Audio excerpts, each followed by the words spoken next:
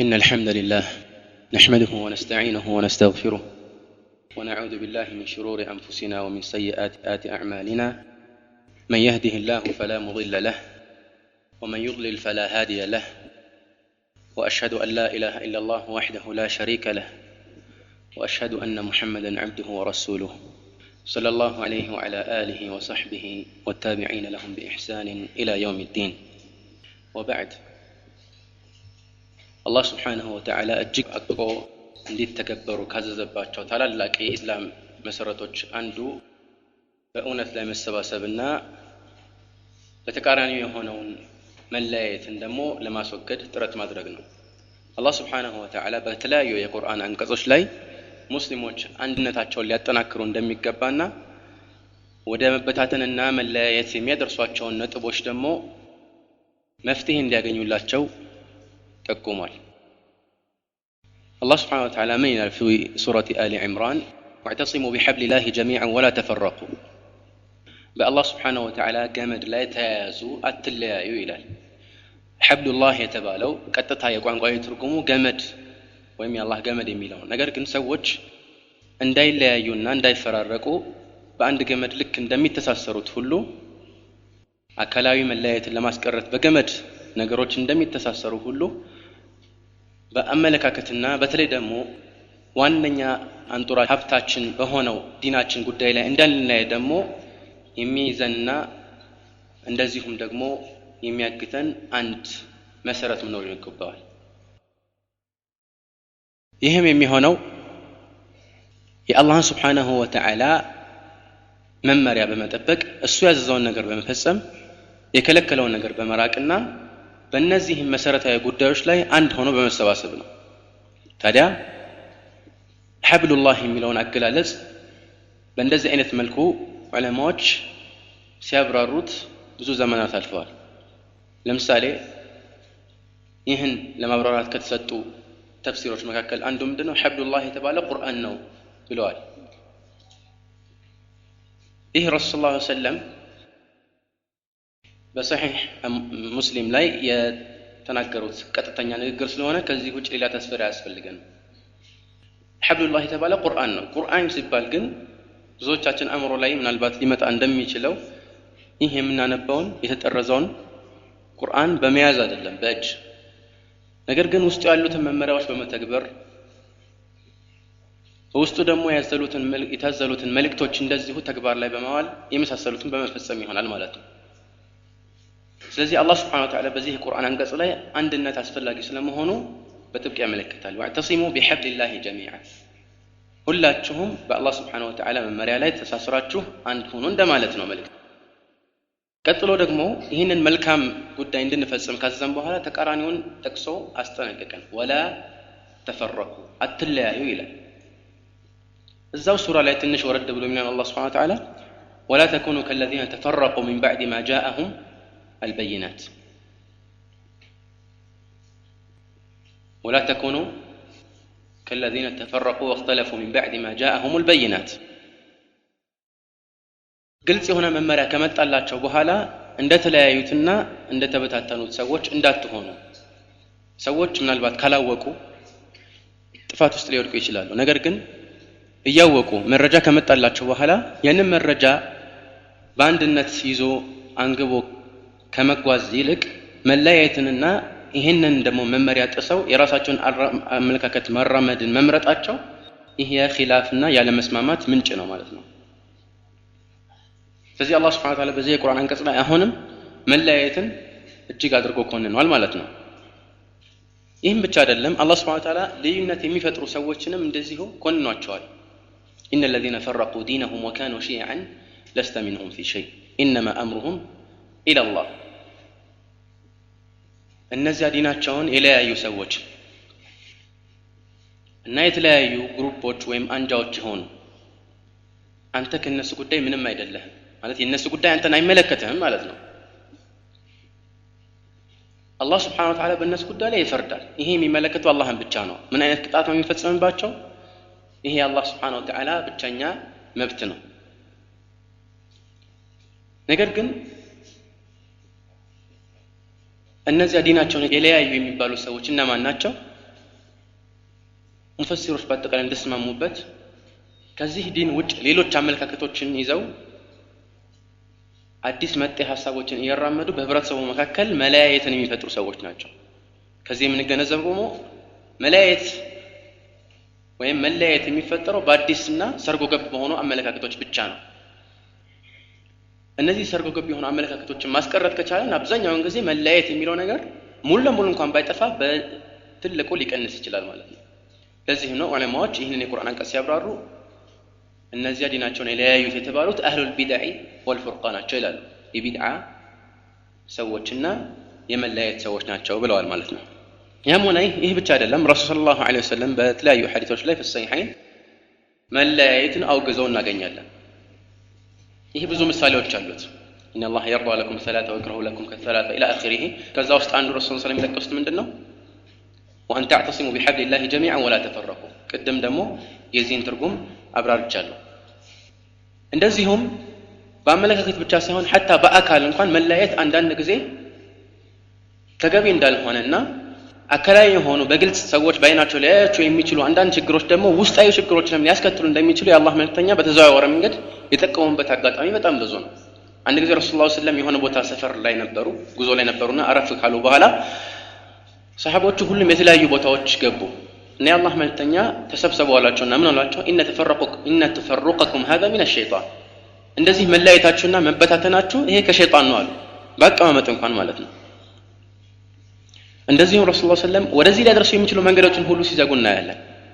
በንግድ ደረጃ ራሱ አንድ ሰው የሌላውን ነብት የሚነካ ወይም ልቡን የሚያሻክርበትን ቂም የሚያስቋጥርን ተግባር እንዳይፈጽም የአላህ መልእክተኛ በተለያዩ አጋጣሚዎች ሲከለክሉ እናገኛለን።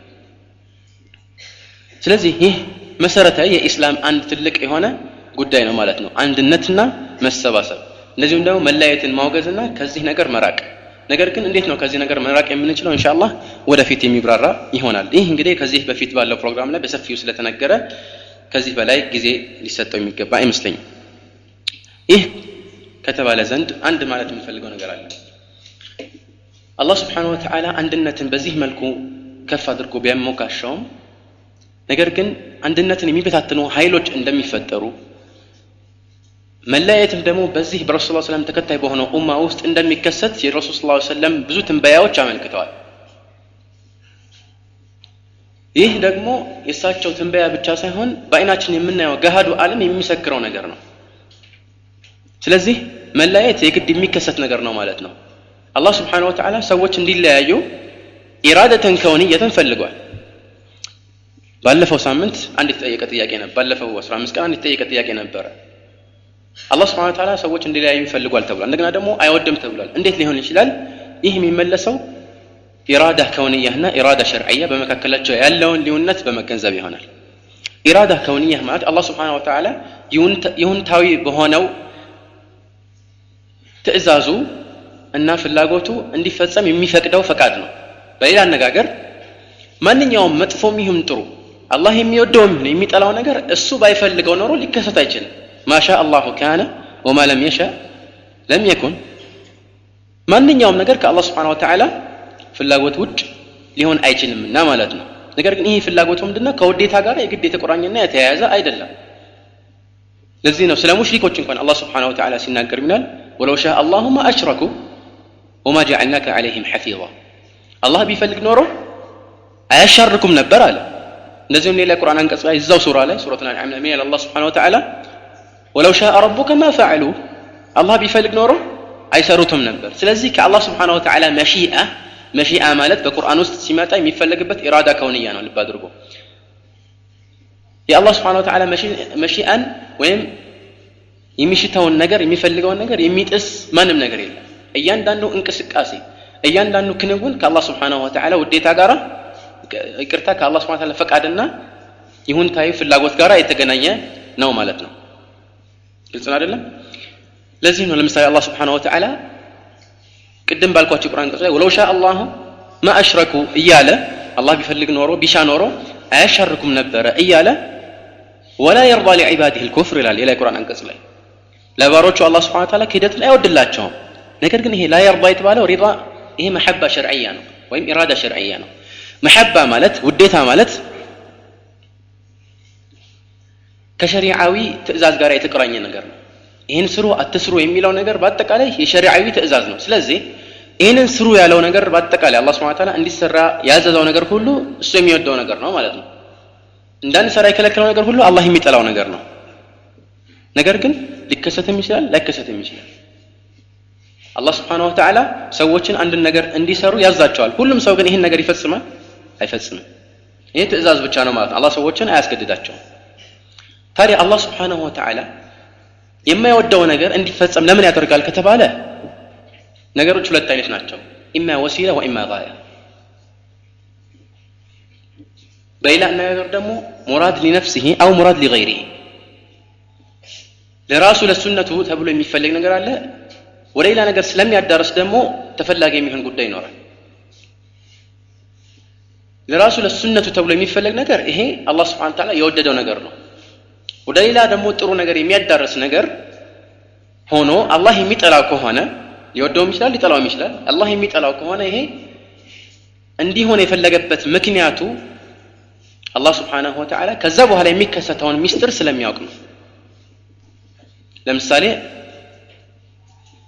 ሙስሊሞች መለያየታቸው መፈራረቃቸው ተወዳጅ ነገር አይደለም። ግን አላህ Subhanahu Wa Ta'ala ባይፈልግ ኖሮ አይለያዩም ነበር። ከአላህ Subhanahu Wa Ta'ala ፈቃድና ፍላጎት የሚያመልጥ ነገር የለምና። ነገር ግን የማይወደድ ነገር ነው። አላህም ከልክሎናል። ግን ከበስተኋላው ምን ምክንያት ይኖራል ወይ ምን ሚስጥር አለ ምን ጥበብ አለው ከተባለ እነሱ መለያየት አንደኛ የእውነት ባልተቤቶችና የውሸት ባልተቤቶች መለያየት አለባቸው። እውነት የረሱል ሰለላሁ ዐለይሂ ወሰለም ተከታይ ማን እንደሆነ ተግባራዊ በሆነ ፈተና ሊበጠር ይገባል። እንዲህ አይነት ፈተናዎች ካልመጡ እንክርዳዱ ከስንዴው አይጠራም።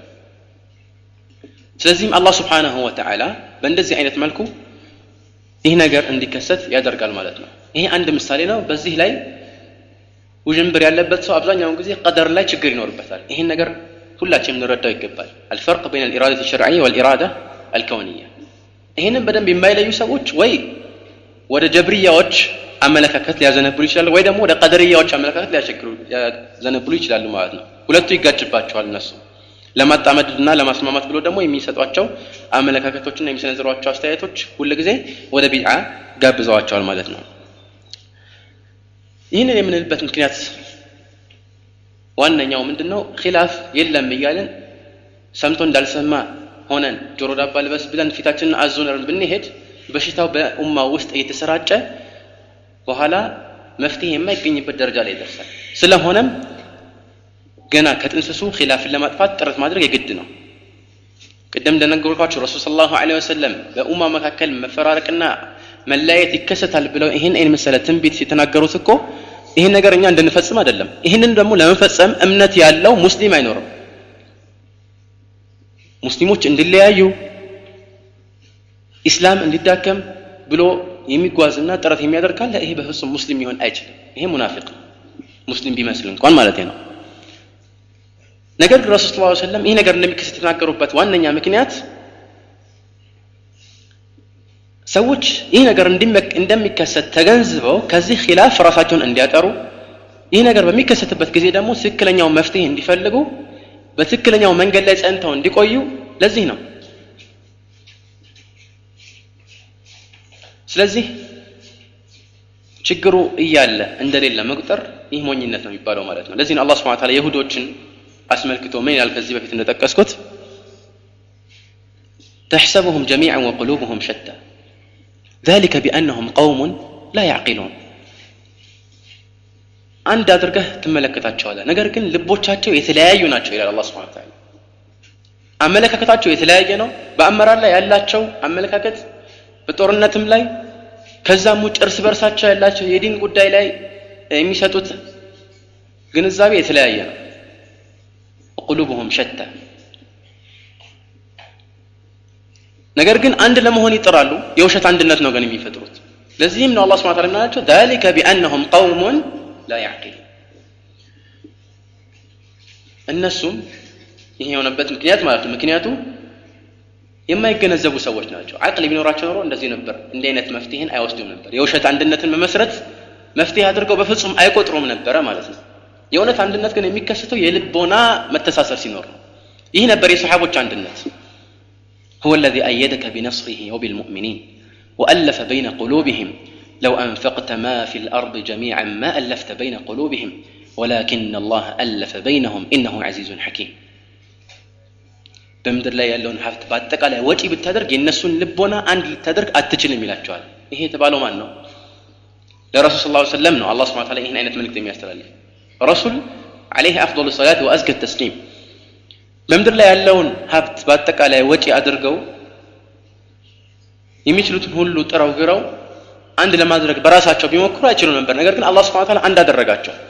ይሄ አንድነት የልቦች አንድነት ነው። ወላኪን አላህ አለፈ በይነሁም የልብ አንድነት ደግሞ የሚከሰተው በእውነተኛ እምነት ላይ የተመሰረተ ሲሆን ብቻ ነው። ይህም በተመለከተ ኢንሻአላህ ሰፋ ያሉ ሌሎች ማብራሪያዎች ይኖራሉ። ነገር ግን ይህን አስመልክቶ ማለትም በኡማው መካከል መፈራረቅ መለያየት እንደሚመጣ የተናገሩ አንቀጾች ብዙ ናቸው። ቅድም አንድ መሆን እንዳለብን የተናገሩ አንቀጾችና የረሱል ሰለላሁ ዐለይሂ ወሰለም ማስተምሮቶች እንዳሉ ሁሉ በኡማው መካከል ደግሞ መለያየት እንደሚመጣ የሚናገሩ የቁርአን አንቀጾችና የረሱል ሰለላሁ ዐለይሂ ወሰለም አመለካከቶች አስተምሮቶች ጥቂት የሚባሉ አይደሉም። ሁለቱም ግን እርስ በርሱ አንድ ላይ ተያይዞ የሚሄድ አመለካከት ነው። ሁለቱም ነገር ለምን አንድነትን የሚያፋለሱ ጉዳዮች ስለሚከሰቱና ሰዎችም ስለሚበታተኑ እናንተ ይህን ነገር ተጠንቀቁ እንደማለት እኮ ነው። ይህን ልናስተውል ይገባል ማለት ነው። ለዚህ ነው አላህ ሱብሓነሁ ወተዓላ ይህን ነገር በግልጽ በቁርአን ላይ ያስቀምጣል። ወላ የዛሉነ ሙኽተሊፊነ ኢላ መን ረሒመ ረቡክ ወሊዛሊከ ኸለቀሁም ከመለያየት አይወገዱም አላህ ሱብሓነሁ ወተዓላ ያዘነለት ካልሆነ በስተቀር። መለያየትና መፈራረቅ በእርግጥ የእዝነት ምልክት አይደለም፣ ይሄ ዐዛብ ነው።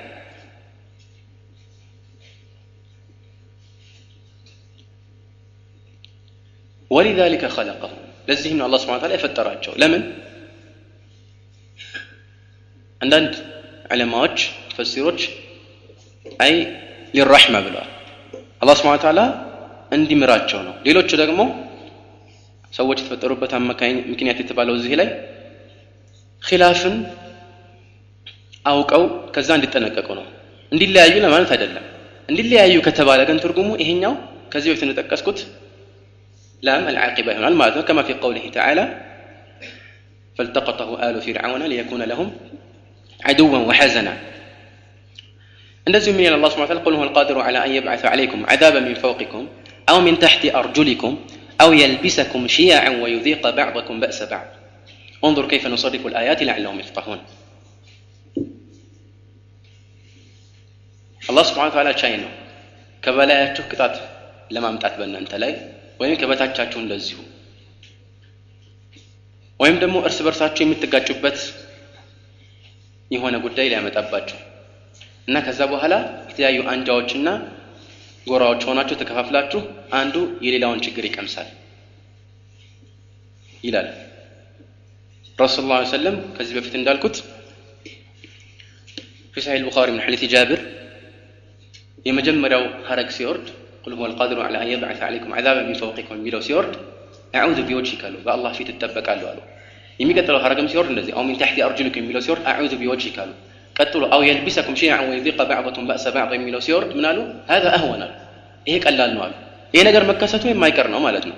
ይሄን አስመልክቶ ብዙ ሐዲሶች አሉ። ከዚህ በፊትም ሐዲስ ተውባን في صحيح مسلم ጠቅሰናል። ረሱል ሰለላሁ ዐለይሂ ወሰለም አላህ ሱብሓነሁ ወተዓላ የሆኑ ነገሮችን ጠይቀው አላህ የሰጣቸው መልስ አይተናል።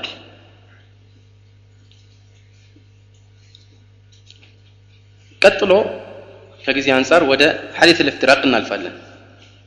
ሐዲስ الإفتراق ረሱል ሰለላሁ ዐለይሂ ወአሊሂ ወሰለም ይህ ኡማ ለ73 እንደሚከፈል የተናገሩበት ሐዲስ ነው። ይህን ሐዲስ አስመልክቶ የተለያዩ አመለካከቶች በዘመናችን እየተሰነዘሩ ነው።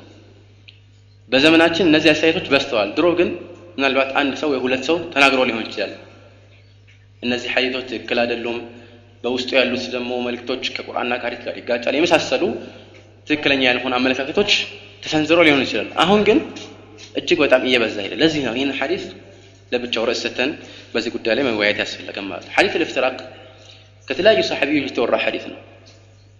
ትክክለኛ ስለመሆኑ የተለያዩ ዑለማዎች መስክረዋል። እሱን ኢንሻአላህ መጣበታል። ይህንን ሐዲስ ካወሩት ሰሃቢዎች መካከል አቡ ሁረይራ፣ ሙዓዊያ ኢብኑ አቢ ሱፊያን፣ አነስ ኢብኑ ማሊክ፣ ዐውፍ ኢብኑ ማሊክ፣ ዐምር ኢብኑ ዐውፍ አልማዚኒ፣ ዐብዱላህ ኢብኑ መስዑድ፣ علي بن أبي طالب، واثلة بن الأسقع، عبد الله بن عمرو بن العاص، سعد بن أبي وقاص የመሳሰሉት ይገኙባቸዋል። ጃብር ብን አብዱላህ እንደዚህ እነዚህና ሌሎች ሰሃቢዎች ከነሱ ይህ ሐዲስ ተዘግቦ እናገኛለን። በተለያዩ መንገዶች የመጣ ሐዲስ ነው ማለት ነው። በአንድ መንገድ እንኳን መጥቶ ሐዲሱ ሰነዱ ትክክለኛ ከሆነ ለኛ በቂያችን ነበር። ነገር ግን አንዳንዶቹ ሰነዶቹ ወይም ደግሞ የመጣባቸው መንገድ ትክክለኛ ሆኖ እናገኛለን። ትክክለኛ የሆኑ መንገዶቹ ራሱ ከአንድ በላይ ናቸው፣ ብዙ ናቸው። ከዚህም ጋር ደግሞ በተለያዩ መንገዶች መጥተዋል ሐዲሶቹ። ይህም ደግሞ ብቻ ሳይሆን እያንዳንዱ طريق ضعيف እንኳን ቢባል ሁሉም ዑለማዎች እንደሚስማሙበት በጣም ከባድ የሆነ ضعፍ የለበትምና እነዚህ ሐዲሶች ከባድ የሆኑ ወضع የሚያደርጉ ሰዎች ወይም ራዊዎች ስለሌሉበት እንደዚሁም ደግሞ ሙተهم بالكذب ስለሌለበት ወይም شديد የሆነ ضعፍ ጠቅለል ባለ መልኩ ስለሌለበት እርስ በርሱ የሚደጋገፍ እንደሆነ ሙስጠላህ الحديث ላይ የተጻፉ ኪታቦች በአጠቃላይ የጠቀሙት ነው። የድሮ ዑለማዎች ማካሄዳቸው ይህ ነበር። ግን ካልሆነስ ሚንባብ አውላ ማለት ነው። ትክክል ስለመሆኑ ምንም ጥርጣሬ ሊቀርብ አይችልም። ነገር ግን አንዳንድ ሰዎች አስለሐሁሙላህ ምን ያደርጋሉ? ነገሩ የጭንቅላት ጨዋታ ነው፣ ተንኮልም ጭምር ነው። ሆን ብሎ ታስቦ የተጠነሰሰ ሴራ ነው። ዓላማቸው ምንድነው? ወደፊት እንመጣበታለን። ነገር ግን በተለያዩ መንገዶች እየመጣ ሐዲስ መሆኑን እያወቁ አንድ ضعيف ሊባል የሚችል طريق እያመጡ ይሄኛው طريق ضعيف ስለሆነ ሐዲሱ በአጠቃላይ ትክክለኛ ሐዲስ አይሆንም የሚል ድምዳሜ ላይ ይደርሱና ሰዎችንም በዚህ አይነት አመለካከት ላይ ሲያምታቱ ይታያል። ይሄ ትክክለኛ የሆነ አካሄድ እንዳልሆነ ሁሉም ያውቃል። طيب አንዱ طريق ضعيف ከሆነ ሌላውስ ምን ይባላል? ይሄ አንደኛው ጥያቄያችን ነው። ሌላው ደግሞ የሆነ ራዊ ያመጡና እዚህ ላይ ይሄ ለምሳሌ ضعيف ነው ይሄኛው ራዊ። ስለዚህ ሐዲሱ በአጠቃላይ በተለያዩ መንገዶችም ይህ ያላወራበት ሌላ ትክክለኛ የሆነ ራዊዎች ባመጡበት መስናድ ላይ ራሱ ቢመጣ ይሄ ضعيف ሊባል ነው ማለት ነው። ይሄ እንግዲህ ሆን ተብሎ የሚደረግ ነገር ነው። በተለይ ደግሞ የሚያጣቅሱት መረጃቸውን ስናስተውል የሚጠቅሱበት ኪታብ ላይ የተጠቀሰ ነገር ነው። እነሱ የሚያጣቅሱበት ኪታብ ላይ የተዘረዘረ ነገር ሆኖ ሳለ ለምን አይናቸውን ጨፍነው አለፉት? ወይስ አላዩትም? ወይስ ሆን ተብሎ የሚጠነሰስ ሴራ ነው? ለምሳሌ ሐዲስ አቢ ሁረይራ ከአቢ ሁረይራ የተመራውን ሐዲስ በተመለከተ ከዚህ በፊት እንደነገርኳችሁ هو مروي من طريق محمد بن عمرو بن علقمة بن وقاص الليثي عن أبي سلمة بن عبد الرحمن عن أبي هريرة مرفوعا. محمد بن عمرو የተባለው ራዊ ችግር አለበት። ለምን? እከሌ ተናግሮበታል። ابن حبان ተናግሮበታል። طيب ابن حبان በሆነ ቦታ ቢናገርበትም ሙሉ ለሙሉ ችግር አለበት ሐዲስ ተቀባይነት የለውም አይደለም ያለው። ምንድነው ያለው? አንዳንዴ ይሳሳታል አለ። ለዚህ ነው ይሄን እንኳን የጠቀሰው ምን ላይ ነው? ሲቃት የተባለ ኪታብ ላይ ትክክለኛ ራዊዎችን የጠቀሰበት ኪታብ ላይ ነው የጠቀሰው። ለምን እዛ ኪታብ ላይ ጠቀሰው? ከዚህም ውጭ ደግሞ ትክክለኛ ራዊ መሆን ሌላ ቦታ ላይ ተናግሯል። የሕያ ኢብኑ መዒን ረሂመሁላህ ይህን ራዊ ወይም ዘጋቢ አስመልከው የተናገረው ንግግር አለ። ምን ብሏል? ما زال الناس يتقون حديثه ሰዎች ሐዲሱን በአጠቃላይ ከመጠንቀቅ አልተወገዱም ማለት ችግር አለበት ለማለት ነው። طيب የሱ ንግግር እንኳን ብቸኛ የሱ ንግግር ቢሆን የሌሎች አኢማዎች ንግግር አይታየም ወይ? አንደኛ። ሁለተኛ የሕያ ኢብኑ መዒን ራሱ ሌላ ሪዋያ ላይ ሲቃ ነው ብሏል ሲጠየቅ ማለት ነው። ምንም ችግር የሌለበት ራዊ መሆኑ የሕያ ኢብኑ መዒን ራሱ ተናግሯል። ከዛም ውጭ በጣም ጠንካራና ሰዎችን በትንሽ ስህተት ራሱ ضعيف የሚሉ አንዳንድ አኢማዎች ይህንን ሰው ተውሲቅ አድርገውት እናገኛለን። مثل النسائي أحمد بن شعيب النسائي صاحب السنن ثقة ብሎ ተናግሯል مطلقا ማለት ነው። يحيى بن معين قدمنا لكم في رواية وهو من المتشددين. أبو حاتم الرازي وهو أيضا من المتشددين. يحيى بن سعيد القطان في رواية. أحمد بن حنبل ከሌሎች ሪዋዮች አስበልጠው ሲገኙት እናገኛለን። አንዳንድ ሲያወዳደሩት እነዚህን የመሳሰሉ ሰዎች ትክክለኛ ስለመሆኑ ተናግረው ይህን ሐዲስ ضعيف ለማድረግ ተብሎ መጥፎውን ብቻ የመረጡ መውጣት ይሄ የማን ተግባር ነው? አንድ ሰው እውነተኛ ታማኝ ከሆነ የሚደግፈውን ንግግር ብቻ መርጦ መውጣት ይሄ ተገቢ አይሆንም ማለት ነው። طيب على كل حال ሐዲሱ በተለያዩ ጠሪቆች እንደመጣ ተናግሬያለሁ። صحيح ያሉት ዑለማዎች ደግሞ እጅግ በጣም ብዙ ናቸው። እንዲያውም ضعيف ያሉ ምንማን ናቸው ይባል የሚቆጠሩት የሁለት እጅ አይደለም የአንድ እጅ ጣት ውስጥ አይሞሉ። እንዲያውም እኛ የምናውቀው والله اعلم እስከዛሬ ከሙተቀድም ከሚባሉት ውስጥ ابن حزم ብቻ ነው። አቡ መሐመድ ابن حزم الظاهري ብቻ። ግን አንዳንድ ዑለማዎች ወይም ደግሞ ይሄንን ضعيف ያሉት ዑለማዎች ጥቂት አይደሉም። እንደዚህ አይነት አገላለጾች አንዳንድ ኪታቦች ላይ ታገኛለህ ወይም መጽሔት ላይ። አብዛኛዎቹ ዑለማዎች ይሄ የማጭበርበር ተግባር ነው። እነማን ናቸው ይነገሩ? ሰሙሁም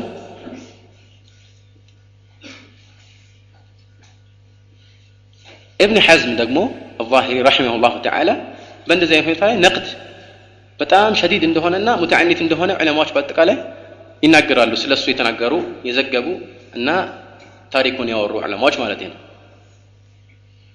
ليس له ذوق المحدثين ولا نقده كنقدهم عندنا اضطراب አለበት في الحديث وفي الفقه وفي العقيده። እንደዚህ አይነት ቦታ ላይ ደግሞ ብዙ ጊዜ ይሳሳታል። አንዳንድ ግልጽ የሆነ የታወቁ ዑለማዎችን መጅሁል ይላቸዋል። ለምሳሌ ይሄ ዑዝር ይሰጣል፣ ያኛውን ዑዝር ሊሰጠው ይችላል። ግን ትክክል እንዳልሆነ ያወቁ የሱን ንግግር ከፍ የሚያደርጉ ሰዎች ዑዝር ይሰጣቸዋል ወይስ አይሰጣቸውም? طيب ሁለተኛ ደግሞ ከሱ ይልቅ እጅግ በጣም አዋቂ የሆነ ሐዲስ ሊቃውንት ይሄን ነገር صحيح ሲሉት እናያለን። الترمذي وابن حبان والحاكم وابن عبد البر وابن المنذر والذهبي وشيخ الإسلام ابن تيمية والحافظ ابن حجر والحافظ العراقي يمساسلت ማለት ነው። ትክክለኛ ሐዲስ ነው ተናግሯል። ابن كثير في تفسيره እርስ በርሱ የሚደጋገፍ ሐዲስ እንደሆነ ተናግሯል። بل عده السيوطي من المتواتر. جلال الدين عبد الرحمن السيوطي متواتر እንደሆነ من جهة متنه ማለት ነው። متواتر معنوي እንደሆነ أو متواتر بلفظه ነው የሚባለው على الصحيح إن شاء الله ليس المجال يعني يتسع لنا. على كل حال متواتر እንደሆነ ጠቅሷል السيوطي። ከዚህ በኋላ ሙጅመል በሆነ መልኩ ይሄ ሐዲስ ትክክለኛ አይደለም ቢባል መረጃ ነው የምንጠይቃቸው ማለት ነው። ከዚህ ሙጭ ኢብኑ አልወዚር اليماني የተባለ አንድ ዓሊም العاصم والقاسم የተባለ ኪታቡ ላይ وإياك والاغترار بهذه الزيادة إلى وإياك والاغترار بزيادة كلها في النار إلا واحدة فإنها زيادة فاسدة غير صحيحة القاعدة لا تؤمن أن تكون من دسيس الملاحدة. من دون مرجع التكسم من دون عند معاوية حديث السوء ይሄንን ኪታብ ተልኺስ ባደረገበት الروض الباسم في الذب عن سنة أبي القاسم በሚለው ኪታቡ ላይ ትክክለኛ እንደሆነ የተቃወመበት ሁኔታ አለ። ትክክል አይደለም ቢልም እንኳን የሚጎዳ ነገር አይደለም ማለት ነው ከመረጃ አንፃርና ከሱ ውጭ ትክክል እንደሆነ የተቀሙ ዓሊሞች ከመብዛታቸው አንፃር ማለት ነው። على كل حال ትክክል አይደለም የሚባልበት ምክንያት ምንድነው? አንደኛ ቡኻሪና ሙስሊም ውስጥ አልተዘገበም አሉ አንዳንድ ሰዎች እና ባይዘገብ ምንድነው ችግሩ ተባሉ። አይ በጣም ከባድና ሁሉንም የሚመለከት ጉዳዮች ሲነሱ ቡኻሪና ሙስሊም ተቀል ባለ መልኩ እንኳን ወደዚህ ሳይጠቁሙ አያልፉም አሉ። ይህ ተቀለል ባለ መልኩ አግለቢ የሆነ ቃዒዳ ሊሆን ይችላል። አብዛኛውን ጊዜ ሊከሰት የሚችል ነገር ነው። نعم አብዛኛውን መሰረታዊ የሆኑ የዲን ጉዳዮችን ቡኻሪና ሙስሊም በዝርዝር እንኳን ባይሆን ተቀለል ባለ መልኩ ይጠቁማሉ ማለት ነው። ነገር ግን ይሄ ሁሉ ጊዜ አይደለም። صحيح ሐዲስን በአጠቃላይ እናወራለን ያሉበት ማጋጣሚ የለም። አንዳንድ ጊዜ ኪታባቸው ላይ ያላወሩትን ሐዲስ እንዴት ነው ተብሎ ስለሱ ሲጠየቁ ትክክለኛ ሐዲስ ነው ብለው ይመልሳሉ። ነገር ግን እዛ የራሳቸው ኪታብ ላይ صحيح ቡኻሪና صحيح ሙስሊም ላይ አላወሩትም፣ አልዘገቡትም። አንዳንዴ እንደዚሁም ጥያቄ ይቀርብላቸው ለምን ታዲያ አልዘገባችሁትም ሲባሉ صحيح የሆነን ሐዲስ በአጠቃላይ እኮ እኛ እንዘግባለን አላልንም ነው የሚሉት። طيب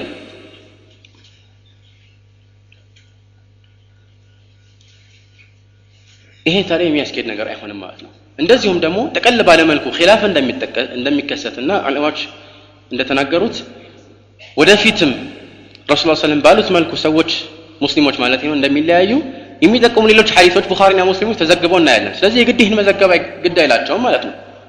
ለምሳሌ ረሱል ሰለላሁ ዐለይሂ ወሰለም ሐዲስ الطائفة المنصورة ላይ وهو حديث متواتر روي عن معاوية وغيره رسول الله صلى الله عليه وسلم ይላሉ لا تزال طائفة من أمتي على الحق ظاهرين لا يضرهم من خذلهم ولا من خالفهم حتى يأتي أمر الله وهم على ذلك ከኔ ኡማ መካከል የተወሰኑ ጭፍራዎች ሐቅ ላይ የበላይ ሆነው ከመቆየት አይወገዱም። እነሱን የሚከዳቸውና የሚጎዳቸው እነሱን የሚከዳቸውና የሚخالፋቸው የሚቃወማቸው አይጎዳቸውም አሉ ረሱላህ ሰለላሁ ዐለይሂ ወሰለም። ሐቅ ላይ የበላይ ሆነው የሚቆዩ ሰዎች ሁሉ ጊዜ ይኖራሉ ማለት ነው። ለምን ሐቅ አይጠፋም ከዚህ ኡማ። የተወሰኑ ሰው ቢሳሳቱ እንኳን ሐቅን የሚጠብቁ ሌሎች ሰዎችን አላህ Subhanahu Wa Ta'ala ያመጣል። ቢድዓን የሚያስፋፋ ሰው ሲመጣ ይሄ ዲን ተጠባቂ ነውና ሱናን አምጥቶ ይሄን ቢድዓን የሚያስወግድ ሌላን ዓሊም አላህ Subhanahu Wa Ta'ala ከኡማ መካከል ያወጣል። ኢና ነህኑ ነዘልና الذكر وإنا له لحافظون ይሄ ቁርአን ብቻ አይደለም። ቁርአንን ሐዲስና ከቁርአን ጋር የተገናኙ የቁርአን መልእክቶችን ሁሉ የሚያጠቃልል ነውና على كل حال ይሄንና ይሄን የመሳሰል ቡኻሪ ላይ የተጠቀሱ ሐዲሶች ብዙ ናቸው ማለት ነው። ባጭሩ ነው የምናየው። ሌላው ደግሞ ይሄ ሐዲስ እንዴት ትክክል ይሆናል ብለው ከሚነሱ አንዳንድ ውዥንብሮች መካከል ረሱል ሰለላሁ ዐለይሂ ወሰለም اشتركت اليهود على 71 فرقة يهودوች 71 ቦታ ይከፋፈላሉ አሉ። ክርስቲያኖች 72 ቦታ የኔ ኡማ ደግሞ ይላሉ የአላህ መልእክተኛ 73 ቦታ ይከፋፈላሉ። እንዴት ይሁዶች 71 ተከፍለው ክርስቲያኖች ለ72 ተከፍለው እንዴት የረሱላህ ተከታይ ለ73 ይከፈላል? እኛ ከነሱ መሻል ነው እንጂ የሚገባን የሚል ጥያቄ ይቀርባል። ይሄ የሚገርም ጥያቄ ነው። የረሱላህ ሰለላሁ ዐለይሂ ወሰለም ተከታዮች ብዙ እንደመሆናቸው መጠን መለያየት ሊበዛ ይችላል። ነገር ግን መለያየቱ ቢበዛ እንኳን ለ1000 ወይም ለ2000 ቢከፈሉ እንኳን እነዚህ የረሱላህ ሰለላሁ ዐለይሂ ወሰለም ተከታዮች ናቸው በመሰረቱ ማለት ነው። من أمة محمد صلى الله عليه وعلى آله وسلم ማለት የረሱላህ ሰለላሁ ዐለይሂ ወሰለም ኡማ ናቸው ሲባል ኡመተ الإجابة ነው የሚፈለግበት። ኡመተ الإجابة ማለት ደግሞ ሙስሊም የሆኑ ሰዎችን የሚመለከት ነው ማለት ነው። ስለዚህ ሙስሊሞች ናቸው ለዚህ የሚከፋፈሉት። ሙስሊም እስከሆኑና መሰረታዊ የተውሂድ ክፍላቸው እስከተጠበቀላቸው ድረስ እሳት ውስጥ ዘውታሪ ሆነ አይቀጡም። ተውሂድ ያለው ሰው እሳት ውስጥ ቢገባ እንኳን ዝንተ ዓለም ዘላለም እዛ ውስጥ ቆይቶ አይቀጠልም፣ መውጣቱ አይቀርም ማለት ነው። بخلاف اليهود والنصارى ስለዚህ እሳት ይገባሉ ቢባል እንኳን እዛ ውስጥ አይዛወትሩም። አንደኛ። ሁለተኛ ደግሞ ይህ እኮ ማለት እሳት ውስጥ ይገባሉ ማለት እኮ ይህ ዛቻ ነው። ይሄ አይነት ችግር ያጋጥማቸዋል እየተባለ ዛቻ እየቀረበባቸው ነው። አላህ Subhanahu Wa Ta'ala ከፈለገ ወንጀላቸው ሽርክ ላይ እስካልደረሰ ወይም ኩፍር ደረጃ እስካልደረሰ ድረስ ሊምርላቸው ይችላል ወንጀላቸውን። ይሄ በየትኛውም ወንጀል ላይ ነው ይሄን አይነት ቃዒዳ የምናስቀምጠው ወዒድ ላይና ወዕድ ላይ። ለምን ለእያንዳንዱ ነገር ሰበብ አለው። ይህ ሰበብ ደግሞ ሽሩጦች አሉት፣ መስፈርቶች ማለት ነው። እንደዚሁም ደግሞ መዋኒዖች አሉት። ይህ ነገር ተከሳች እንዲሆንና እያንዳንዱ ግለሰብ ላይ ተፈጻሚ እንዲሆን መሟላት የሚገባቸው እዚህ የተጠቀሱም ይሁኑ ያልተጠቀሱ መስፈርቶች አሉ መሟላት የሚገባቸው በዚህ ሐዲስ ላይ ወይም በዚህ ሙዐየን የሆነ ጉዳይ ላይ የተጠቀሱም ይሁኑ ያልተጠቀሱ መስፈርቶች አሉ። ይሄ ደግሞ እንዳይከሰት ሊከለክሉ የሚችሉ ደግሞ ሌሎች ነገሮች አሉ። መስፈርቶቹ ለምሳሌ አንድ ሰው እያወቀ ካጠፋ ነው አላህ የሚቀጣው የመሳሰሉት ነገሮች ይኖራሉ። ይህ ነገር ደግሞ እንዳይከሰት ከሚከለክሉ ነገሮች ደግሞ እንደ ምሳሌ የሚጠቀሱ አላህ Subhanahu Wa Ta'ala ለምሳሌ በጣም ብዙ መልካም ተግባር የሰራ ከሆነ ይሄ ሰው ይሄ የሰራው መልካም ተግባር እንደ ምልጃ ይሆንለታል ማለት ነው። አላህ Subhanahu Wa Ta'ala የሆነ ወንጀልን የሰራ ሰው ይሄን ቅጣት ይጠብቀዋል በሚልበት የዛቻ አንቀጾች ውስጥ ወይም ረሱላህ ሰለላሁ ዐለይሂ ወሰለም ይሄን የመሰለ ንግግራቸው ላይ የግድ አንድ ሰው አንድ ግለሰብ ይሄን ነገር ስለሰራ እሳት እንደሚገባ ወይም ረሱላህ ሰለላሁ ዐለይሂ ወሰለም ወይም አላህ Subhanahu Wa Ta'ala በቁርአን ውስጥ የተናገረው አይነት ቅጣት እሱ ላይ እንደሚያርፍበት በእርግጠኝነት መናገር እንችላለን ማለት አይደለም። ይህ እሳት የሚያስገባ ወይም ቅጣት የሚያስከትል አንድ ሰበብ ነው ማለት ነው። ነገር ግን ይህ የሚከሰተው መስፈርቶቹ ሲሟሉ ነው። እነዚህ መስፈርቶች እዚህ የተጠቀሰው የዛቻ አንቀጽ ላይ ምናልባት ላይጠቀሱ ይችላሉ። ነገር ግን ሁሉ ጊዜ ያሉ መስፈርቶች እንደሆኑ ልናውቃቸው ይገባል። ከመስፈርቶቹም ባሻገር ደግሞ ሌሎች ይሄ ነገር እንዳይከሰት ሊከለክሉ የሚችሉ ነገሮች አሉ። መስፈርቶቹ ብዙ ናቸው። ለምሳሌ ቅድም የጠቀስኩላችሁ ምንድነው አልነበራችሁ ማለት ሳውቅ ለምሳሌ ከሰራ ይህ ነገር የግድ አላህ ዘንድ ቅጣት ሊያስከትልበት ይችላል ማለት አይደለም። አላህ ሊምርለት ይችላል። እንዲያውም አላህ Subhanahu Wa Ta'ala ቁርአን ላይ ይህንን ነገር ነው ያሳወቀ። እንደዚሁም ደግሞ ወዒድ ከሆነ የግድ መዋኒዖች ሊኖሩት ይችላሉ። መዋኒዖች ማለት ይህ ነገር እንዳይከሰት ሊከለክሉ የሚችሉ ነገሮች፣ ለምሳሌ ይህ ሰው በጣም እጅግ ከፍተኛ ሐሰናት ካሉት መልካም ስራዎች፣ እነዚህ መልካም ስራዎች ችግሮቹን ያስወግዱለት ይሆናል አላህ ዘንድ አታውቅም። ኢነል ሐሰናት ዩዝሂብነ ሰይአት ወይም ደግሞ ሸፋዓ ሊያገኝ ይችላል። የመሳሰሉት ነገሮች አሉ። ሼኹል ኢስላም ኢብኑ ተይሚያ ወደ 10 ያህል ሰበቦችን ጠቅሶ ከነዚህ ሰበቦች አንዱንም ይህ ሰው ካላገኘ የግድ እሳት መግባቱ አይቀርም ማለት። ለዚህም ነው አላህ Subhanahu Wa Ta'ala ቁርአን ላይ ምን ይላል? ኢነላህ ላ የግፊሩ አን ዩሽረከ ቢህ ወየግፊሩ ማ ዱነ ዛሊክ ሊመን የሻ።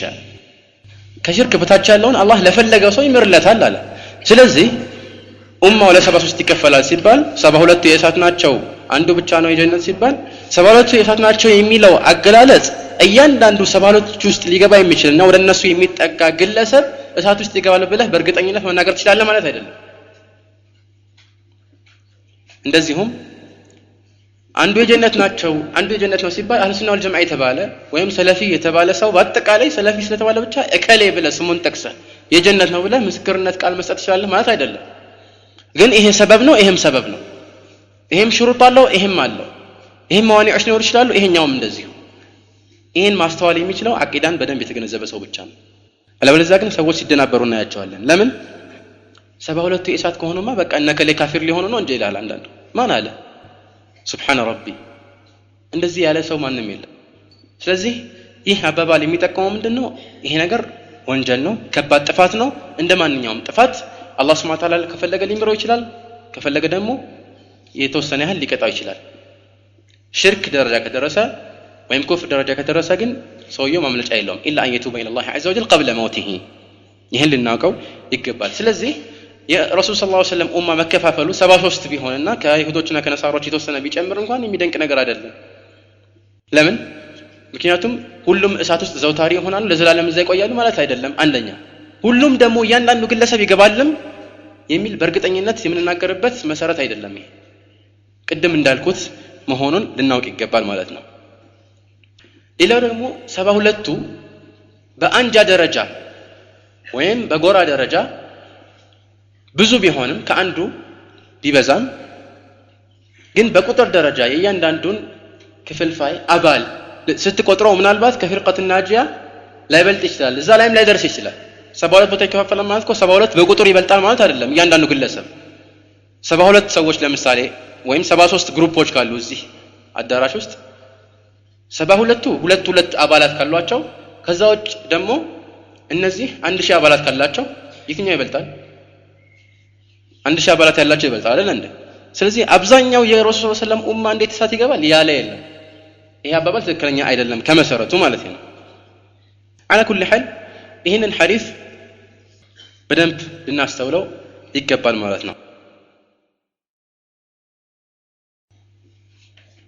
ነገር ግን ይህን ሐዲስ ضعيف ለማድረግ አንዳንድ ሰዎች የማይፈነቅሉት ድንጋይና የሚያቆፍሩት ጉድጓድ የለም። ለምን? የኡማ መለያየት ምንጭ ይሄ ነው ብለው ስለሚያስቡ። ሱብሃነ ረቢ የኡማ መለያየት ምንጭ ምንድነው? የመፈራረቅስ መሰረት ምንድነው? ይሄን ኢንሻአላህ በሌላ ርዕስ ላይ እዚሁ መድረክ ላይ ኢንሻአላህ የምናየው ይሆናል ማለት ነው። አስባብ الفراق ወይም አስባብ الافتراق የሚሉትን ያኔ ይገለጽልናል ምን እንደሆነ እውነተኛ የመለያየት ምንጭ። አንዳንድ ሰዎች ደግሞ አሉ ይህንን ትንበያ ረሱል ሰለላሁ ዐለይሂ ወሰለም ትንቢት ለመፈጸም ሲሯሯጡ እናያለን። ሰዎች እንዲከፋፈሉ ጥረት ሲያደርጉ እነማን ናቸው እነዚህ ሰዎች? ጥቀሱልን። ስማቸው መጥቀስ ካለብን እስቲ ይጥቀስ። ረሱል ሰለላሁ ዐለይሂ ወሰለም ለ73 ይከፋፈላል ስላሉ ብቻ እኛን ሰዎችን እየመደብን ያለ ነው 72 እንዲሞላልን ወይም 73 እንዲሞላልን? እንደዚህ የሚያደርግ ሰው አለ ዱንያ ላይ? ካለ ሌላ ጉዳይ ነው ስራ የፈታ ነው ማለት ነው እንደዚህ የሚያደርግን የለም እኛ የኛ ፋንታችንና ተግባራችን ሊሆን የሚገባው ከኺላፍ መጠንቀቅ ከቢድዓ መጠንቀቅ በሐቅ መንገድ ላይ ጸንቶ መጓዝ ግን ይሄ ሐዲስ ضعيف ቢሆን ምንድነው የሚፈጠረው ትክክለኛ ሐዲስ ባይሆን ምንድነው አዲስ እዚህ ውስጥ ሌላ ሐዲስ ውስጥ የማናገኘው ሌሎች የቁርአንና የረሱል ሰለላሁ ዐለይሂ ወሰለም አስተምሮቶች ውስጥ የሌሉ አዲስ ጉዳዮች ምን ተከሰቱ እዚህ ሐዲስ ላይ ምንም እኮ የለም ቁጥር ብቻ ነው አዲሱ የቁጥር ጉዳይ ደግሞ ቀደም እንዳልኳችሁ አያሳስበንም ስለዚህ አዲስ የተፈጠረ ነገር የለም እንኳን ይሄ ሐዲስ ضعيف ቢሆን እንኳን ኺላፉ እንዳለ ነው ነዓም ሌሎች ሐዲሶችም ጠቅመዋል የቁርአን አንቀጾችም ጠቅመዋል ቀደም ተከስኩላችሁ ስለዚህ አዲስ የሚመጣ ነገር የለም ሐዲስ ضعيف እንኳን ቢሆን እነሱ የሚፈሩት ነገር ከመከሰት አይወገድም መፍትሄም ደግሞ አያገኙም ይሄ ልናውቅ ይገባል ማለት ነው እዚህ ላይ አብሮ የሚነሳ አንድ ነጥብ አለ ምንድነው 72ቱን ፊርቃዎች መቁጠር ይቻላል ወይ አንደኛው ይሄ ሁለተኛው ይሄ ሶስተኛው ይሄ ያሉ ከዛ እስከ 72 ድረስ መቁጠር ሼኹል ኢስላም ኢብኑ ተይሚያ ይሄን ተግባር መተግበር በዲን ጉዳይ ላይ ያለ ዕውቀት እንደመናገር ይቆጠራል ብለዋል في مجموع الفتاوى في المجلد الثالث ይሄ አባባል ትክክል ነው ነገር ግን ይህ ማለት ነፃ የምትወጣዋ እውነተኛዋ የአላህ ጭፍራ ውስጥ እነከሌ ቡድኖች አይገቡም ብሎ መናገርን ይከለክላል በፍጹም አይከለክልም በእርግጠኝነት ጀሃሚያዎች አይገቡም ይገባሉ የሚል አለ እንዴ በእርግጠኝነት ቀደርያዎች አይገቡም እዚህ ካልገቡስ የት ነው የሚገቡት አስሐብ الأعراف ይሆናሉ እዚህ ውስጥ ካልገቡ የሚገቡት الفرق الهالكة ውስጥ ነው ግን የተከለከለው ምንድነው መቁጠር ነው ጀሃሚያ 1 ቀደርያ 2 ሙዕተዚላ 3 እንትኖች 4 ያለ 72 ማድረስ ለምሳሌ በዚህ መልኩ ቆጥሮ ማስቀመጥ አይችልም ለምን ምክንያቱም የተወሰኑ ቡድኖች ለምሳሌ ተሰባስበው ምናልባት አንድ ሊሆኑ ይችላሉ እንደ አንድ ሊቆጠሩ ይችላሉ አላህ Subhanahu Wa Ta'ala እንዴት አድርጎ እንደ 72 እንደከፈላቸው ረሱል ሰለላሁ ዐለይሂ ወሰለም በዚህ ትንበያ ላይ እንዴት እንደ 72 እንዳደረሷቸው አላህ ነው የሚያውቀው ስላልተነገረንም እኛ ይሄ ነገር አያሳስበንም ነገር ግን አህሉል ሐቅ ይባላሉ አህሉል ባጢል ይባላሉ ሁለቱ አንድ አይሆንም لا يستوي أصحاب النار وأصحاب الجنة ይሄ በግልጽ ሊታወቅ የሚገባ ጉዳይ ነው ማለት ነው ይህን ሐዲስ ከተመለከተ እዚህ ላይ ይህንን ካልኩ ኢንሻአላህ በዚሁ እናበቃለን ካለን ጊዜ አንፃር ወደሚቀጥለው ርዕስ እንሸጋገራለን والله سبحانه وتعالى أعلم معنى الجماعة رسول الله صلى الله عليه وسلم قدم በተከስኩላችሁ ሐዲስ ላይ ይሁዶች 71 ቦታ ይከፋፈላሉ ክርስቲያኖች ደግሞ 72 ቦታ ይከፋፈላሉ በሌላ ደግሞ ዘገባ ላይ አህሉል ኪታቦች 71 ወይም 72 ቦታ ይከፋፈላሉ አሉ ሁሉም የእሳት ናቸው አንዷ ስትቀር አሉ የአላህ መልእክተኛ እነማን ናቸው ተብሎ ሲጠየቁ وهي الجماعة ነው የአላህ መልእክተኛ አንዳንድ ሪዋዮች ላይ كما في حديث معاوية بن أبي سفيان በሌላ ደግሞ ዘገባ ላይ السواد الأعظم አሉ ሌላ ደግሞ ዘገባ ላይ هم من كان على مثل ما أنا عليه اليوم وأصحابي أو كما قال እነዚህና እነዚህን የመሳሰሉ ነገሮች አሉ እነማን ናቸው ሲባሉ የአላህ መልእክተኛ እነዚህን መልሶ ይሰጣዋል አልጀማዓ ማለት ግን ምን ማለት ነው ሰዎች አንድ ላይ መሰባሰባቸው ጀማዓ ያስብላቸዋል በቋንቋ ደረጃ ከሆነ ጥያቄያችን ነዓም ጀማዓ ያስብላቸዋል ሌላም ስም ይሰጣቸው አይጨንቀንም ነገር ግን እዚህ ላይ የተፈለገውና ሌሎችም ደግሞ ይህን የመሰሉ ሐዲሶች ላይ የተፈለገው የጀማዓ ትርጉምና መልእክት ምንድነው እውነትን ይዞ በእውነት ላይ መሰባሰብ ነው እውነትን መያዝ አንድ የተፈለገ ነገር ነው በእውነት ላይ መሰባሰብ ደግሞ ሌላ የተፈለገ ነገር ነው ሁለቱንም ማሟላት ግድ ይለናል በእውነት ላይ የተሰባሰቡ ሰዎች ጀማዓ ይባላሉ እነሱን መለየትና ከነሱ ውጭ አዲስ ጎራ ፈጥሮ መንቀሳቀስን ተከለከለው ማለት ነው ቅድም እንዳልኳችሁ ሌላ ዘገባ ላይ አስዋዱል አዕዛም ተባለ ብዙሃኑ ህዝብ ተባለ ብዙሃኑ ሲባል እዚህ ላይ የሚፈለግበት ከሁለቱ አንድ ነገር ነው አንደኛ ይህ የተነገረው በዚያን ጊዜ ነው السواد الأعظم የሚለው حرف خلاف አለ ثابت ነው አይደለም በሐዲስ ደረጃ ማለት ነው ነገር ግን ከአንዳንድ ሰሃቢዎች ተገኝቷል السواد الأعظم የሚለው አባባል ማለት ነው ብዙሃኑ ግን ብዙሃን ማለት በዛን ጊዜ ምንድነው አብዛኛው ህዝብ እኮ ሱና ላይ ነበር ሐቅ እኮ ነበር መሰረቱ ቀጥተኛው መንገድ ነበር እኮ ብልቸኛው ከዛ ውጭ የተለያዩ ቅርንጫፍ መንገዶች እየተበጁ መጡ አዳዲስ አመለካከቶችን በህብረተሰቡ መካከል እየሰረጹ ሄዱ ከዛ አዳዲስ ሰርጉ ገብ የሆኑ ግለሰቦች ብቅ ማለት ያዙ እነዚህ ደግሞ አዲስና አሜከላ የሆኑ ሰዎችን ለማጋለጥ ዑለማኡል እስላም ትልቅ ጥረት አደረጉ ብዙሃኑ ህዝብ ከዑለማዎቻቸው ከሰሃቦቻቸው ጋር ነበሩ አብዛኛው ሙስሊም የሚከተለው ሐቅንና ቁርአንን ነበር ስለዚህ አብዛኛውን ተከተል ማለት ያው የሐቅ ባለቤቶች እነሱ ናቸውና አዳዲስ ሰርጎ ገብ የሆነ አመለካከቶችን አትከተል ማለት ነው እንጂ ሰው በዛ ቁጥር ብዛቱን ያያየህ ያወዳደርክ እንሄድ ከተባለ ይሄ ዲሞክራሲ ነው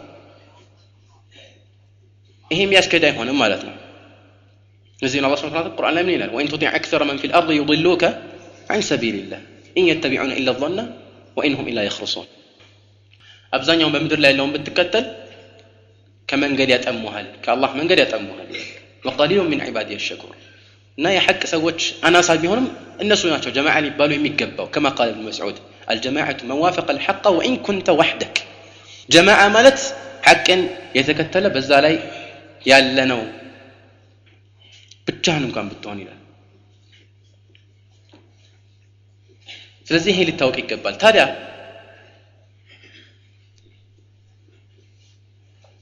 በሌላ አገላለጽ ላይ ቅድም ሁለት አይነት መልሶች ሊኖሩ ይችላሉ ብያቸዋለሁ የመጀመሪያው አሁን የጠቀስኩላችሁ ነው ሁለተኛው አብዛኛው ህዝብ አሁንም እንኳን ቢሆን አለል ፊጥራ ነው ያለው ፍልስፍና ውስጥ እስካልገባ ድረስ የማይሆኑ ፈሊጦችን እስካልተከተለ ድረስ በንጹህ አእምሮ የሚያስብ እስከሆነ ድረስ የሚከተለው ሐቅን ይሆናል ለምን ቁርአንና ሐዲስ ከእውነተኛና ንጹህ አእምሮ ጋር አብሮ የሚሄዱ መልእክቶችን ያዘሉት አንዳንድ ሰዎች እንደሚሉት ቁርአንና ሐዲስ ከተጋጨ ወይም ቁርአንና ወይም ነቅልና አቅል ከተጋጨ የቱን እናስቀድማለን ነቅልና አቅል ከተጋጨ የቱ ይቀደማል ነቅል እርግጠኛ ናችሁ እኔ መልሴ ግን የተለየ ነው መቼ ነው ነቅልና አቅል የሚጋጨው በመሰረቱ ሁለት ተቃራኒ ነገሮች ሆነው ለምን ይቀርባሉ እንደ ሌሊትና እንደ ቀን